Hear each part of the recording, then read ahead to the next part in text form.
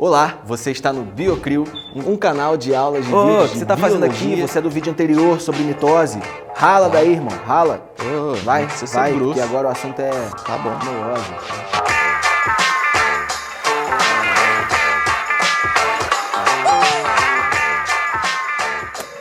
Isso mesmo, meiose. E para estudar meiose, vamos utilizar como modelo a mesma célula que utilizamos no vídeo anterior, ou seja, uma célula diploide com 4 cromossomos. Acompanhe as imagens. Observe que os cromossomos já aparecem duplicados, pois a duplicação ocorreu na intérfase. Na meiose 1, os cromossomos homólogos aparecem pareados no meio da célula e que, na sequência, eles se separam. Então, na meiose, ocorre a separação dos cromossomos homólogos. Veja que as células filhas têm cada uma apenas 2 cromossomos. Portanto, ao final da primeira divisão, já ocorreu a redução do número de cromossomos. Há outra coisa importante para você observar: os cromossomos ainda estão duplicados. Portanto, na segunda divisão, teremos a separação das cromátides irmãs. Ao final, serão 4 células filhas com 2 cromossomos cada uma. Resumindo, na meiose 1, separam-se cromossomos homólogos. Na meiose 2, separam-se cromátides irmãs. Antes de qualquer divisão celular, seja mitose ou meiose, vai haver a necessidade de duplicação dos cromossomos lá na intérfase. Tem que haver a duplicação para que posteriormente ocorra a divisão celular. Então vamos ver quais são as principais diferenças entre esses dois processos? Bora? Vejamos. A meiose é constituída por 2 divisões celulares sucessivas, a meiose 1 e a meiose 2, ou, se você preferir, divisão 1 e divisão 2 da meiose. Segundo, ao final da meiose são formadas 4 células filhas, não apenas 2 como na mitose. Terceiro, na meiose ocorre redução do número de cromossomos. A célula-mãe é diploide e as 4 células filhas serão haploides. Por isso a meiose é chamada de divisão reducional, porque reduz à metade o número de cromossomos da célula original. Heron, diz aí, quais são as células formadas na meiose, hein? As células formadas são os gametas. Cada uma delas tem apenas um lote de cromossomos, por isso são chamadas de células haploides.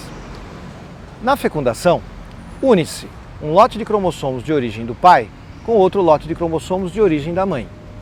Isto quer dizer que o seu material genético é 50% de origem paterna, 50% de origem materna. É por isso que você se parece com eles. E também é por isso que você é diferente deles. Você é único. Se cada pessoa é única, obviamente menos os gêmeos univitelinos, a variabilidade genética na população é enorme. Fica a pergunta: qual a origem desta enorme variabilidade genética? Em primeiro lugar, são as mutações. Mutação é uma mudança aleatória no material genético. Muda o material genético, mudam as características. Em segundo lugar, são os casamentos aleatórios na população. Teoricamente, você pode se casar e ter filhos com qualquer pessoa no mundo. Mas a maior fonte de variabilidade genética é a meiose. Observe o esquema. Nesse exemplo, a célula é diploide, 2N igual a 4, e a constituição genética é Azão, Azinho, Bzão, Bzinho. Para ela, só existem 2 possibilidades de caminho na separação dos cromossomos homólogos. E como já vimos, na divisão 1 da meiose ocorre a separação dos cromossomos homólogos. Pelo caminho 1, formam-se gametas de constituição genética Azão, Bzão e Azinho, Bzinho. Nesse caso, os descendentes herdarão um desses 2 conjuntos de genes. Já pelo caminho 2, formam-se células de constituição Azão, Bzinho e Azinho, Bzão. Ou seja, há outros 2 tipos de descendentes possíveis. Concluindo, a partir de uma célula Azão, Azinho, Bzão, Bzinho, há 4 possibilidades dependendo da separação dos cromossomos homólogos. Portanto, a separação, ou seja, a segregação independente dos cromossomos homólogos é um fator de variabilidade genética. E por fim, há um último fator de variabilidade genética.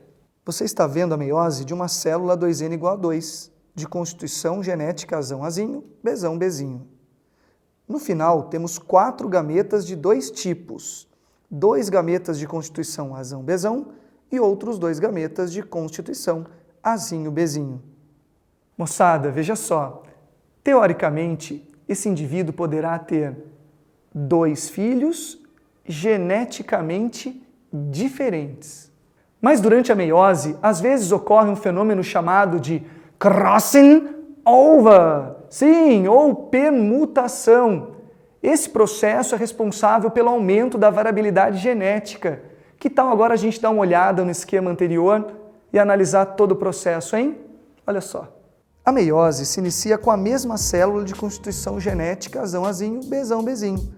Só que agora, durante a meiose, ocorre o crossing over, indicado na figura. O crossing over é a troca de pedaços entre cromossomos homólogos.